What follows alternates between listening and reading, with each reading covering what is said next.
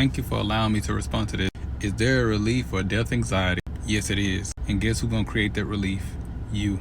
Understand this, always keep the word F-E-A-R. The only thing for certain for fear is false evidence appearing real, right? But the way you're gonna respond to it, you're gonna respond to it with fear. Let me explain. F-E-A-R. You're either gonna face everything and ride, or you're either gonna forget everything and run. And every time you forget everything and run, it's never going anywhere. You know why a bully stop bullying you? Because you actually fight back. Because the moment you fight back, they're gonna start trying to find other people who is defenseless. So again, face everything and rise. So when you're having another panic attack, actually sit down, assess, and think. Don't think about what you're fearing right now, because first acknowledge everything you fear at this moment isn't real. But secondly, what caused this? What is triggering this? Don't try to cut the head off. You must go get to the root of the problem. What causes? When did I start having these? And actually go study about what you're fearing. Because a lot of things we fear, we have a false sense of it. Prime example, a person who is scared of mice and rats. To them, that's the most terrifying thing on the planet. But actually, if they really study the mouse and the rat is actually running away from them just as much as they running away from the mouse and rat. So the bigger picture is what I'm scared of is actually more afraid of me than I'm afraid of it.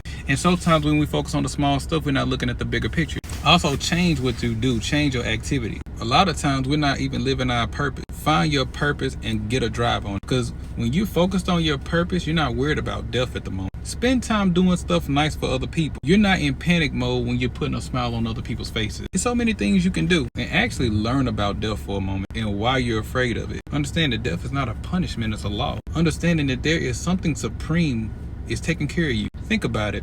I came on the earth, everything was laid out for me perfect. The food was here, the water was here, the family that loved me is here, everything is here, and I had nothing to do with that. So what makes you think when you die that something is terrible is actually waiting for you? What makes you think that death doesn't lead you to something even better? The baby was comfortable in the womb, but when the baby transitioned into life, the first thing it did when it came out the mother is cry. But if the baby didn't come here, it would have never experienced love, never would have laughed, none of those things. In other words, there might be something better for you waiting on the other side, but you're so attached to what you know. You have to detach from everything that's not yours. Because truth be told, you got to give everything back, and that's okay. Understand energy. Energy can't be created or destroyed, only transferred. So when actually, death don't exist, only transition. You started off as a sperm cell, went through the fallopian tube, you went in the womb, you come out as an infant, you go from an infant to a child, to a teenager, to an adult. You're always going on. Energy is never stagnant. Also understand that